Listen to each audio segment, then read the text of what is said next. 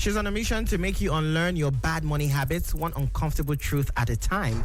From broke to bust, Oluwatosin Olaseinde turned her financial frustration into a digital movement, forcing you to know more about money. Joining me now is the fearless voice behind Money Africa, Oluwatosin Olaseinde. Welcome to J on Air.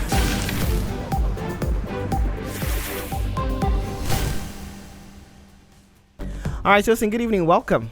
Hello. I'm excited to be here. I'm so excited that you're here. I mean, this was going to happen eventually, right? This was going to happen eventually. You are I call you the apostle of money. Oh, wow. I love that. I'm going to start using that.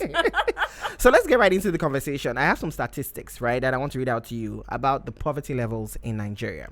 Now, 54% of Nigerians, about 129 million people, live below the poverty line. That was as at 2024. Around 51% in 2023, up from 40% in 2018. Now, Nigeria represents 19% of the world's extremely poor people. Over 106 million people live under $2 per day, putting Nigeria at around 15% of global extreme poverty.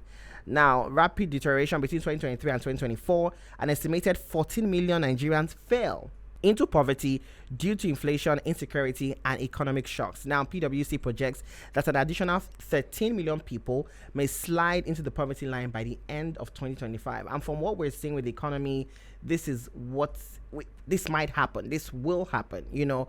When you hear facts like this, how are you still so sure that people can still get out of the poverty line? Seeing that it's not just about investing and budgeting, but the economy is actively working against us, especially as Africans and most especially as Nigerians. I really love the fact that you actually spoke about the economy working against people, right? Because we have to be very careful when we're having financial literacy conversations. We have two kinds of problems. There are people that have an income problem and there are people that have a spending problem. With a country like Nigeria, we're seeing more of income problems. There are people that, in all fairness to them, they just do not have the money. Right. So in that case, when it's really beyond them, it's not their fault. They just don't have the money. There's only so much we can do. Then we have another set of people that have something called a disposable income. What is a disposable income? A disposable income is what is left after I've paid for my rent, I've put on the light, I've paid for food, not restaurant food, and I've, water, and just basically your essentials. I like how you said no restaurant food.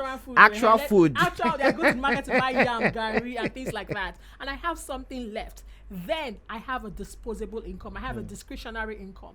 People that have that kind of income are the people that we then say, hey, you have to actually start investing. You have to start saving and you have to start investing.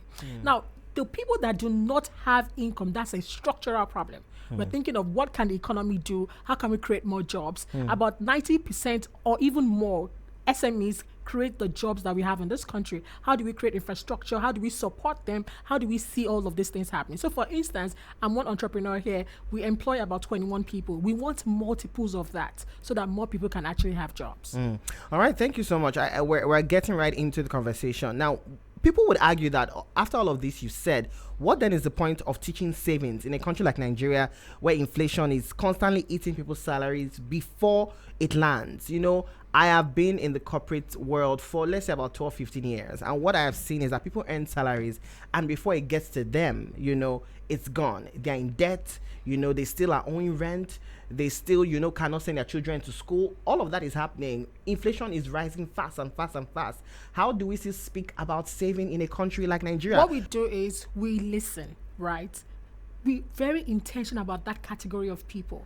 Every time we teach in financial literacy, we keep saying it's not Mama Tosin that is selling ube and corn, that rain is falling through a leaking roof, that cannot even afford a decent kind of accommodation. She's not yet our target market, right? The people that we're speaking to are those that have some kind of disposable income. So every time we're talking about those that cannot even afford to make ends meet, we know that they need help. It's more of a structural thing. However, we still have another category of people that think they do not have enough. People that have Ashwebi in their wardrobe, they'll keep saying, I don't have, but the next party they're there, they're wearing Ashwebi. Do you get what I'm trying to say? Yeah. That they somehow find a way to go for those little excesses. We're trying to ask you, are you truly part of that category of people that do not have a discretionary income? or are you spending or are you spreading yourself a little bit too thin that truly you could save but you are not saving? And then we all have to ask ourselves that honest question: do I fall in that category or do I not? What are certain things that people that often say I don't have money, but when you check their spending, you actually realize that there are certain things you spend on that actually is possible income and can be used for better use? What are certain things, especially in the Nigerian? Fantastic. You keep hearing people saying things like, it is cheaper for me to eat outside than to eat at home. And I'm saying, what kind of food? If you are truly going to the streets to buy, those people that sell in transparent buckets, yes, and they give you 1 scoop of beans, 1 scoop of rice, maybe. But if you're actually going to a fast food and saying it's cheaper, it's a lie. It's not cheaper. I've done the math. I've tried it multiple times, and you are lying. It is not cheaper. Wow. It's cheaper for you to actually get that pot and matches and actually cook something at home. I don't have a freezer. That's okay. You warm it every morning. Do you get what I'm trying to say? The truth is this: Nigeria is a poor country. Let us not be deceived. I was looking at the statistics. 1 in every 15 American is a US millionaire in dollars. Guess what the statistics is in Nigeria? It is 8,320. Now, people can say, Tosin, the number is not right. They are lying. I have an uncle in Onitsha. You don't know that he's a millionaire in dollars and all of that. So let's even say that they are lying, that it's actually 100,000 of us that are millionaire in dollars. Compared to 200 million people living in this country, it's a joke. So we need to start facing reality. Do not be deceived by Instagram. Do not be deceived by the clothes that people are wearing. Go and count. People that have liquidity, that they change all their money into cash. They have 1.6 billion naira. They are tiny. It's a very tiny proportion. So start scrutinizing your life and start asking yourself honest questions. I don't have money. You're eating out. You're buying a shop. You just look at the little excesses, right? Or you are staying in a place that you truly cannot afford, right? So you start looking at, what else can I do? I'm looking internally. What truly can I cut back on? Yeah. I mean, you mentioned Instagram, and I want to go there because there's something happening in that Instagram world. But I want to speak more to the poverty levels in Nigeria because people also argue that the way we speak about financial literacy in Nigeria, it can become a blame the poor scheme. You are the one. What was your father doing? You understand? What were you doing? I listened to a preacher say, when you cannot pay your rent at the end of the year, you understand, you wasted your life because you have 1 year to plan. Some people supported that she's actually true. You plan for your rent. Others say that we're in a country where poverty levels are high and sometimes people are trying and still cannot hit the mark. How do you respond to that? Do you agree that sometimes financial literacy conversations can be a blame the poor situation? We're speaking about money today, and this is why I'm thrilled that our friends at Credit Direct are sponsoring this episode today. Credit Direct helps you invest, helps you earn, and helps you grow your money. In Nigeria, that everything is tough, is choking us. Credit Direct helps you. Now, the interest rates are not what you get from Ponzi schemes, but they are real. They are direct. It's an app that I use, and I've seen my wealth grow little by little. So if I were you, I would download Credit Direct today. Go to the App Store, go to Google Play, and download it today. We're going to attach a link to this video, so make sure that you download the link in the bio, and of course get in on the Credit Direct rave and wave today. And of course, come back to tell me, even if you're not investing today, just go see the app. It's easy to use, it's fun. Credit Direct is the place to be. And of course, shout out to them for sponsoring today's episode. 5 years ago, I would have been a part of that conversation. But in that 5 years ago, many people were earning 100,000 naira as beginner, like interns and things like that. But guess what? Interns are still earning 100,000 naira now. Then the naira to the dollar, I'm talking about 2020, it was about 360 to 500 in the black market, right? So that 100,000 naira in a month was equivalent to just about, let's say they will get just about $300 out of it. That same person is still earning 100K now. It's not up to $300. $300 is 450,000 naira. So that has eroded their power to actually spend. It has eroded their purchasing power. So if people are not staying at home, which is what a lot of young people are doing, there's an auntie, there's an uncle, many people will come together and stay together in one apartment, it is actually very hard. So I am looking at it from 2 points of view. I am not going to blame because I see it and I see what is happening. Also, for a lot of employers as well, many of them are running at a loss. It's not because they are wicked. They really, truly cannot just afford to up their game and significantly increase that salary. So how can we now start thinking, especially for those that have skills, How can you think outside of the box? How can you look at the global market as a market where you're sitting down in Lagos and you're asking yourselves, how can I make money? Sitting in Lagos in FX or start looking at a bigger market. So I refuse to blame. I'm now more like, what are the skills you have? How can you grow those skills? And how can we find that money? But I refuse to play the blame game because it's, in all honesty, over the last 5 years, people's purchasing power has been greatly eroded. So we're going to go back to you, Tosin, to continue this interesting conversation. And I want to move to Instagram. Now, are we creating a new class of Instagram rich people, financially literate on paper, but still chasing lifestyle validation? You need to understand your market. A developing market like Nigeria is very aspirational. We are an aspirational country. We love to look a certain way. Even as a marketer, people might not buy from you if you do not look a certain way. Go and ask those selling wigs or selling clothes or anything. They feel like you do not look like the people they want to look like. They're not going to listen to you, right? So you have to look like their future. So I understand where people create that false reality because they want to attract and they want to create revenue. I get it. However, you also have to start thinking of, where do I draw the line? I understand that if I do not look like what they would want, they might not make those sales. But where do I then draw the line? To give you an example, the nature of my work takes me around Africa. A lot of people will say to me, I know you are Nigerian, there's a way you guys just do things. We are the way we are. It's in our DNA. We want to show ourselves. We are like that. From the hair, the makeup, it is us. That is who we are. But where do I then draw the line? When do I then say to myself, Oluwatosin, I don't have this money, or I have to wait a little bit, or I have to be very intentional that I'm not creating a false reality, or they see me in a car today and the next day they're not in that car anymore because I've had to sell it to do X, Y, and Z. I'm now back on the street. First thing I always tell people is go and deal with your mind. We love to recommend this book called The Psychology of Money. It's by Morgan Housel. I'm really looking forward to an African author, or maybe even myself, to write more books just dealing about the mind, right? So once you fix that mental thing, it's easier for you to then do the numbers and the math and all the other What things. is the first thing one has to fix when it comes to the mind? I come from a poor home. I've not been able to cross that line. I was able to get to university education, but now maybe I'm driving a cab on the streets. I'm able to still, to an extent, do some things. I'm living in Ikorodu now. The government has also said that it's flooding, so I may need to move out of Ikorodu. So it's almost like I'm trying to pass that, but something keeps fighting me. But I still believe. I go to church, I go to the mosque, I still pray. I believe that a miracle is coming. I'm trying. What is the first thing about my mind that I need to deal with when it comes to money? You have intrinsic value. Whether there's money in your bank account or there is no money in your bank account, you as a person, that you exist, you have value. And more people need to start reminding themselves of that. Anything can happen. What if you lose everything?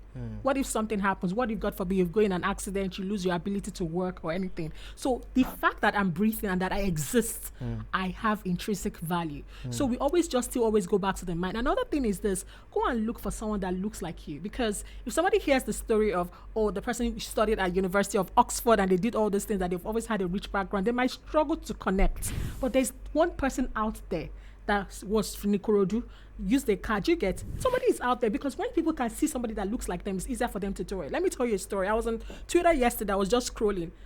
A girl announced her, I got into a PhD at Stanford. She's a Yoruba Nigerian, never traveled all her life, lived in Ibadan, got into PhD at Stanford.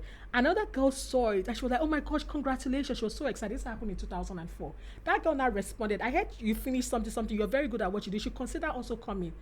This year, that girl quoted that tweet. Guess what? She's now doing a PhD at Stanford. Somebody that looks like her did it. It's easier than maybe somebody that lived in New York, went to Yale and all of that. It might be hard for me to connect. So there's someone that looks like you. The story is similar. They did it and so can you. So it's easier for you to connect. And so go and find that person. Even when I'm looking for entrepreneurs, I'm looking for some kind of similarities, because I know that then it's easier for me to see and then to believe. And if there's nobody at all like that, then you can be that person. Let's still speak to the Nigerian factor. And does financial freedom in Nigeria still come down to who you know, where you were born. I know you've spoken a bit about it, or whose merit is actually possible. A few weeks ago, we're speaking to the Lapo baby, Nepo baby conversation and saying that we cannot compare somebody that, did not have parents that had to somebody that had parents that had. Someone that was brought up in the conversation was DJ Copy. She said she wanted to do a master's, and the next week or the next year she was already in Oxford. She said she wanted to start a foundation, and her father put in 100 million naira into the foundation without any conversation there. People would argue that you cannot compare, so my struggle is still my struggle. How do you respond to that Nepo baby, and what was your thinking about the Nepo baby and Lapo baby conversation? Okay, so I find the Nepo and Lapo baby very interesting, but we'll be dirty liars if we do not acknowledge the privilege that comes with money. It is there. We're not going to lie about it. So something as easy as taking a GMAT exam, it's quite hard. If you fail it once or if you fail it twice trying to get into an Ivy League, you might give up, right? But if you have a nice, healthy bank account, you're going to get you the best tutors and you can afford to take it as many times as possible because the money is there. It comes with certain privileges. But are there people that have done it? Yes, there are. I love to tell this story. One of my very, very good friends, her name is Damilola Oluwatosin. She launched Shortlass. Shortlass is like the equivalent of Ubers for buses, right? Yeah. She grew up in Ibadan, does not have a rich daddy or a rich mommy, went to Unilag, studied in Nigeria, no Ivy League. She built, and she's not a technical founder. She went ahead to build that app. They raised over $5 million US, and she has a team of lots and lots. It's not my story to tell, but I'm just showing you an example. So when I keep going back to the fact that there are those people there, is privilege and wealth easier to make it happen? Yes, it is. But can I still do it without? Yes, it might just require more effort, more energy, more focus. I always tell everybody, you owe yourself a mastermind group. A mastermind group, you have to find people that are dreamers like you, that want this thing so bad. I have a group of 5 of us. We're in a WhatsApp message. We're encouraging each other. We're cheering each other. We are going to do it. We're sharing opportunities, things like that. You have to find those people. So you're not just going out to parties together. You're not just going out to have a drink together. You need to have a mastermind. So that is where the Nepo and Lapo comes in. Is it easier with being a Nepo? Absolutely, yes, it's easier. Gosh, it is nice. I want it too. But if you are not in that category, is it still possible? Yes, just a bit much harder, more focus, but it is possible. Also, look at a lot of people in the financial sector, the big guys, I don't want to call names. Not all of them came from a family with silver spoon, right? Some of them hustled it out. So if they can do it, maybe we can. Let's speak to friendships and the power of having the right type of people in your circle. What are certain things people need to do now with the present circles that they have? And how can that be holding them back when it comes to getting financial freedom? It's crazy. Your mind is your biggest asset. So what are you listening to? What conversations are you having? I will not be caught dead every day. I'm complaining. Don't get me wrong. The economy is trash. We can see it. But I'm not going to spend all of my time doing that. I was speaking to one of the CEOs, one of the manufacturing companies. I'm not going to call their name. They don't, whenever they are doing those Mondays something, they're not doing inflation has gone up like this. They're saying this is what inflation is giving us. How are we going to increase our prices? How are we improving our distributions? How are we getting into the market? There are two things. We have the micro problems and we have the macros. The macros are things I cannot control. I am not the CBN governor. I cannot control interest rates. I cannot control the naira to the dollar. I am not working with SEC. I'm not working with with the CBN governor. It is not in my power. What is in my power? The things that I can control. The team that I'm building, how am I thinking of getting out of Nigeria, expanding that market? You have to be very intentional about the things within your control, and you have to choose those friends, and it's possible. Let's talk to Money Africa, because you've built and you're still building a company that is all about financial literacy. Do you think that Nigeria is a country where people genuinely just like to ask and beg? Is easier that way, or do you think there are certain people that just like to look rich as opposed to actually being rich? I could be biased, but I think Nigeria has the dream set of people. About 5 years ago, every time I'm traveling to London, my suitcase will be empty. Even let's just say 10 years ago, my suitcase will be empty because I'm going there to go and shop. But guess what? I've seen a flip. Now I pack all my clothes, or as they would say, baths from Lagos before I go. Because look at what the fashion designers are doing. They are nobody gave them any infrastructure. They hustled it out.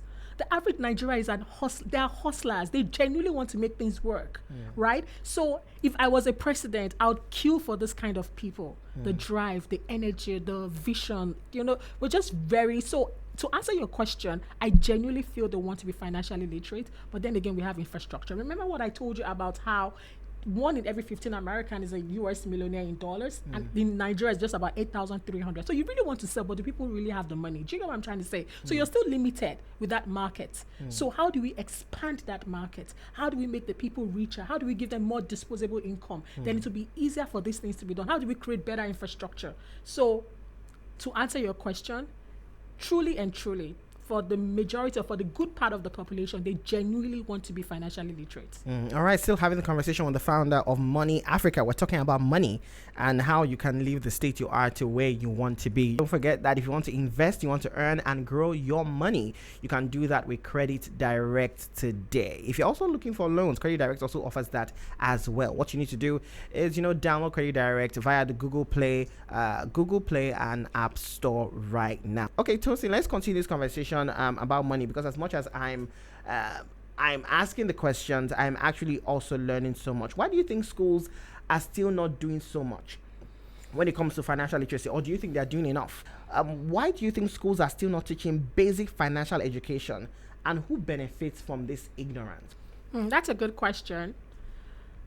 So I've heard some teachers say things like they don't need it immediately. I've heard some teachers say things like they have a lot on their plate already, right? I strongly feel that children should be taught about money early. It's very, very important. Guess what? We're actually already teaching them about money.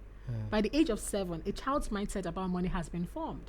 From things like, oh, we're going to choose this, we're not going to choose that. That opportunity cost, right? But you're just not calling it out.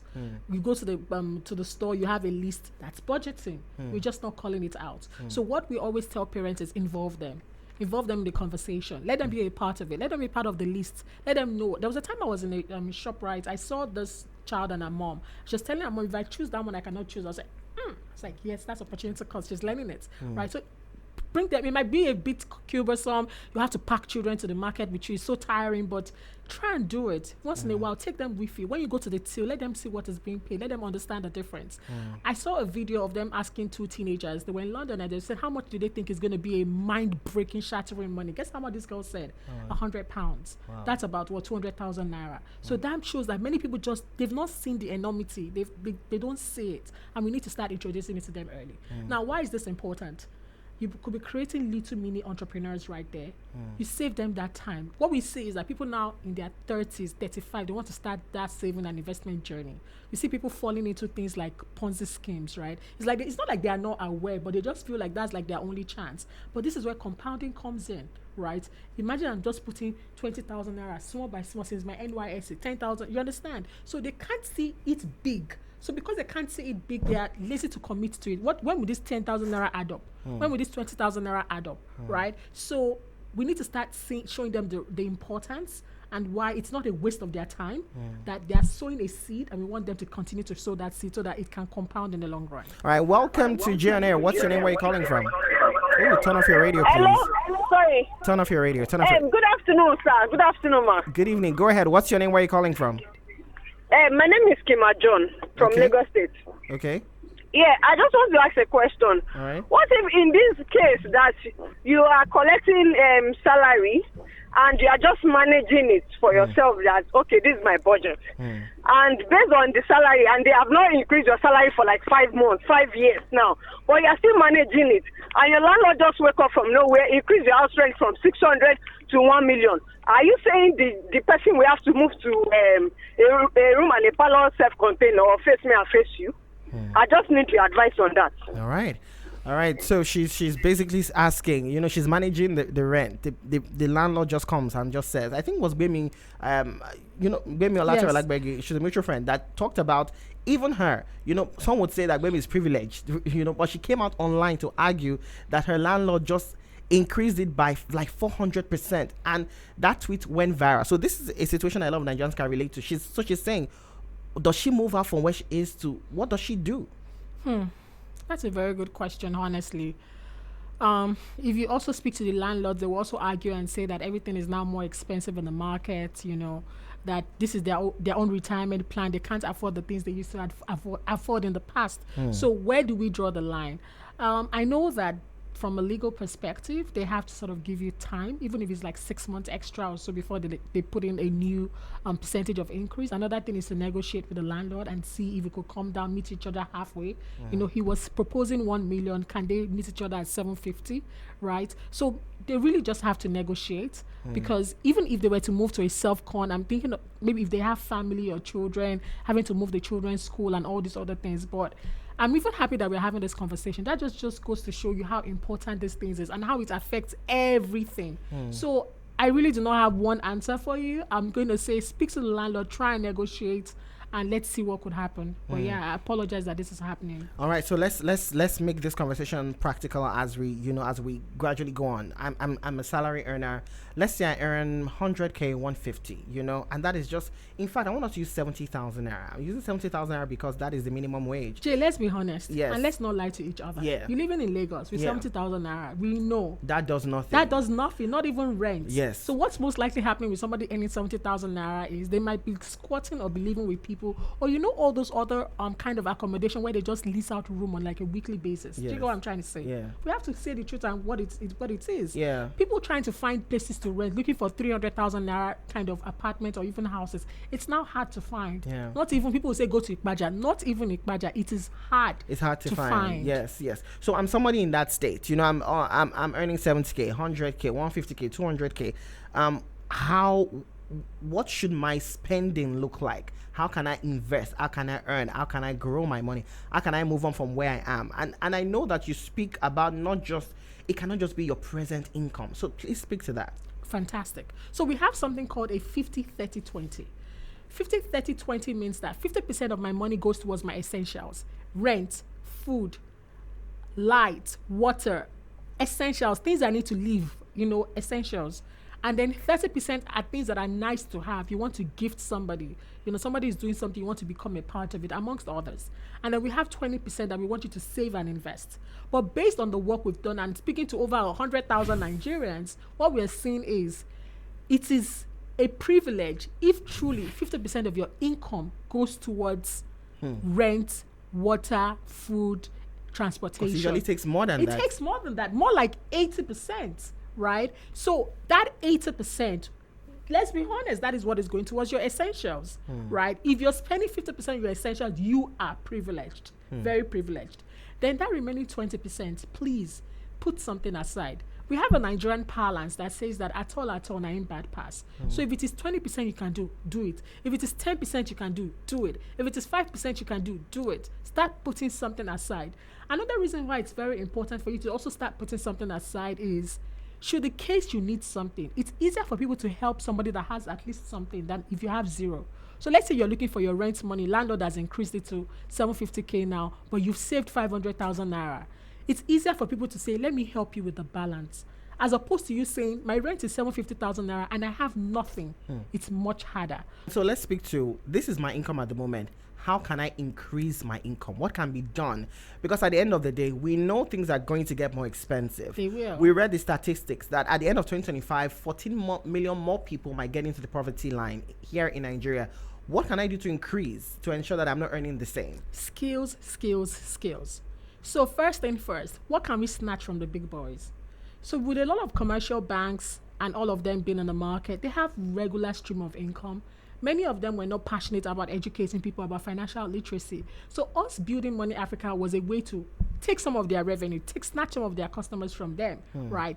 Even though they were not creating that service, but they could have if they wanted to. But it was a pie that we could have taken. So look at who is doing something well. What segment of that market are they not serving? Or if they're serving them, what segment of that market are they not serving properly? What are their complaints? How can I create and cater to those people, right? Skills. I said it with every form of humility. When I left my previous job, I was working with a multinational. For a whole 1 year, there was one HR person or the other in my DM offering me one role or the other.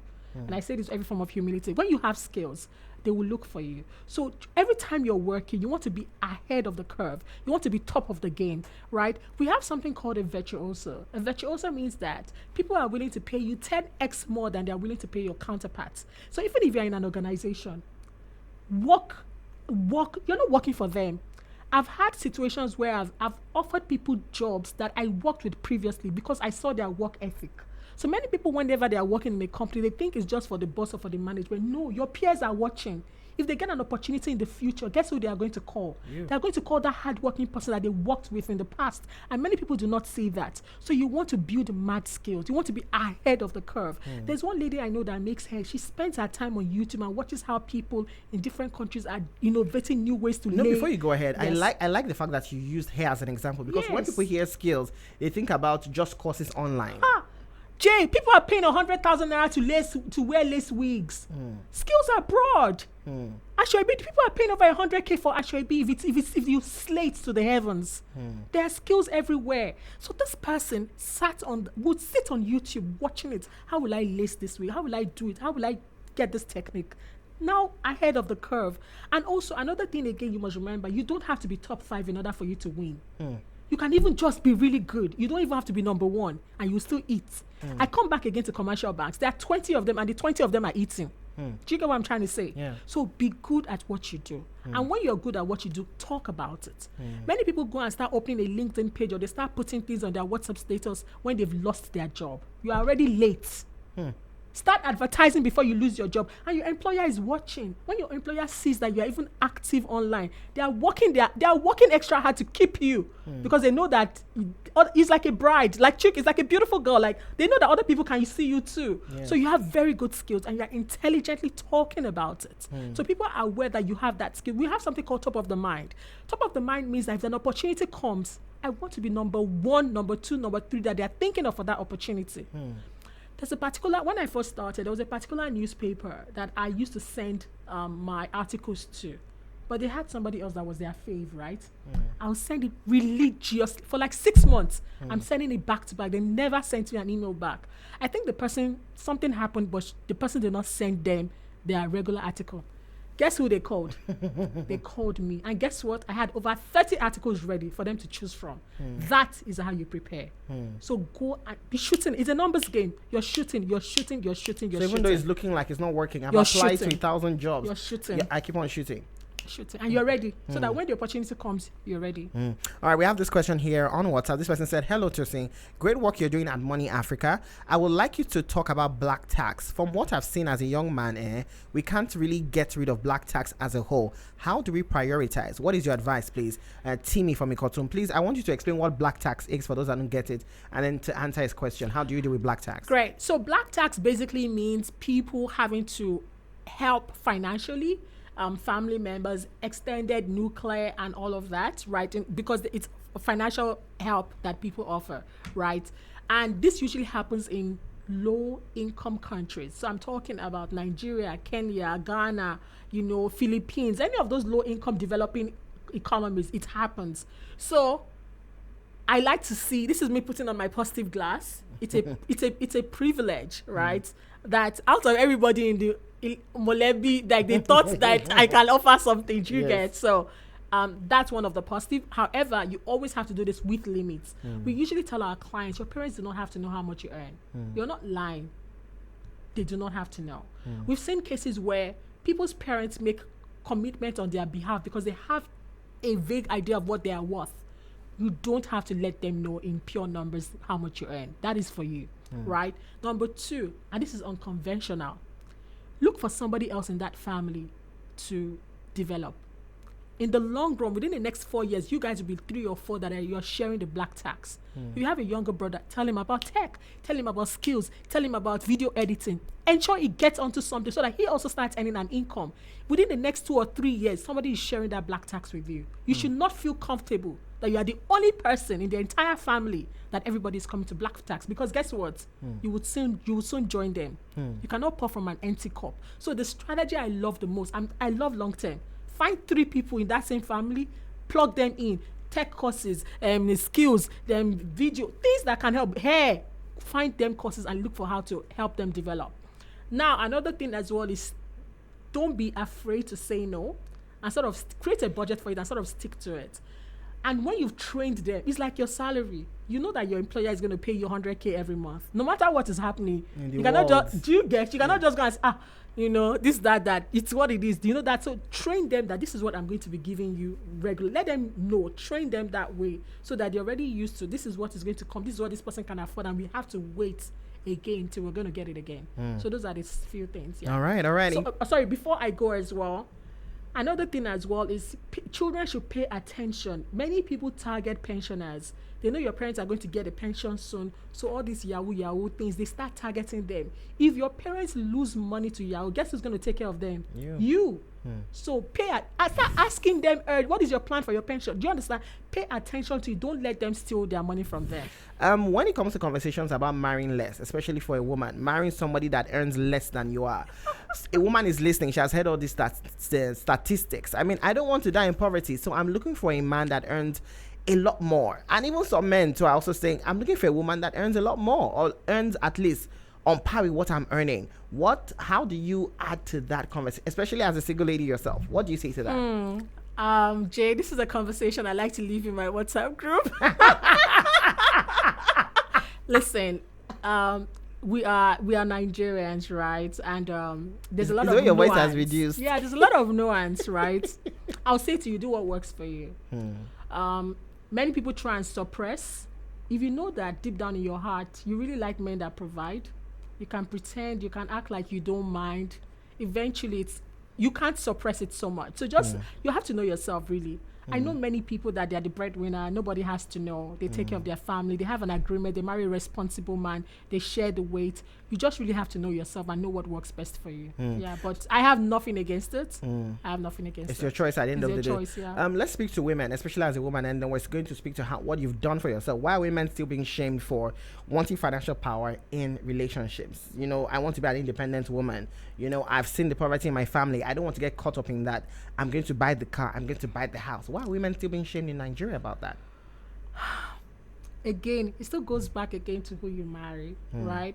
There are many things. The nature of our work means that we speak to lots and lots of women, right?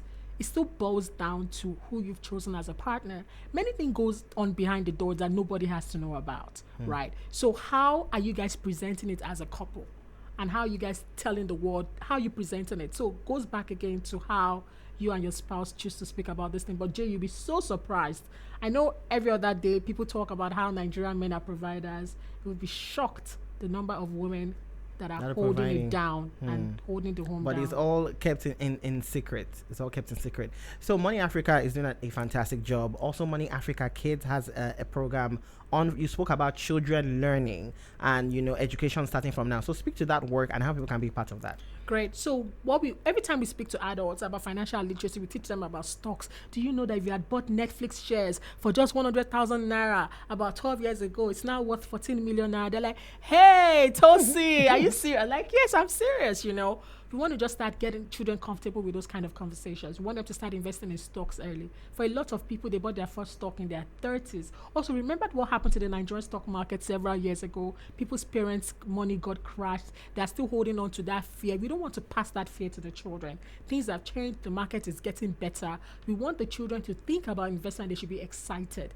right? So we want to start talking to them early about real estate, about, even skills, just all these many things, even the different opportunities out there. So when I was in Queen's College in secondary school, if anybody would have told me now that I'm going to be a tech founder / podcaster / all these different new roles that are available now, we're not aware of it there. So it's like a whole 360 degree. We just want to teach the children entrepreneurship, stocks, mutual funds, bonds in a fun way that they do not even know that, this is like something very serious. They just make it easy for them. So that's why we created Money Africa Kids, an app. They have workbook, they have games, they have all these nice things to learn about money. I know that you guys have a summer program happening now. Yes, it's happening right now. You can just come on www.moneyafricakids.com, sign up your children, let them learn and let them help you.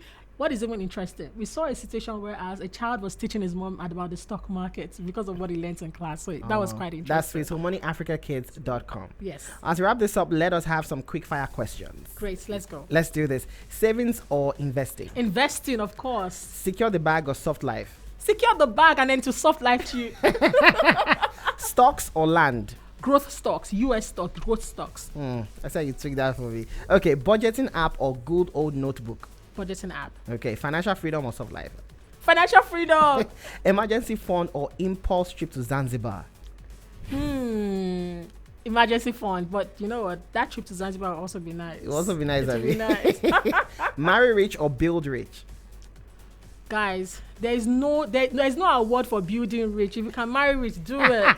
Do it. Broke? But also build rich as well. But yeah. Broke with peace of mind or rich but constantly hustling? Can we talk a little bit about this? We have to be so careful, Jay, on this journey of finance. We have to just be so careful. Lots of young people are dropping dead. They're dying from high BP and all those other things. I know we talk about building wealth all the time, but there's also a line. You know, don't do it at the detriment of your health. So back to your question, I'll do it without it affecting my health. We have to be very careful. So hustle, but you have to take care of yourself. Take care of yourself. Don't overdo it. Money is power or money is peace? Oh wow, Jay, I'm conflicted. I want both. Would you rather lose 10 million naira or start from scratch with what you know now? Start from scratch with what I know now. I want to go back to the Bitcoin days. Is money the root of evil or just a mirror? Oh, it's just a mirror. All right. This has been a fun conversation with Oluwatosin Olaseinde on Jay's Take. We know that the country is hard. We know that things are difficult. But at the end of the day, are you just going to say things are hard, things are difficult, and you sit back and do nothing? You have to do something. No matter how little, no matter how inconsequential it may seem, you have to do something. Because the truth is that there are certain things you can control, but also there are other things that you cannot control. So why don't you focus on the things you can control as opposed to focusing on the things you cannot control? This is how you make money. This is how you get better. I'm not saying you're going to become Bill Gates, but you'll be better than you were yesterday. We had a conversation with Charlie Boy on Monday. That is one that is live on YouTube right now. That conversation, we spoke about politics, about legacy, about the street being renamed after him. You know, we spoke about so many things, about his family, about his health, about aging. So if you really want to learn, that is a conversation you want to have.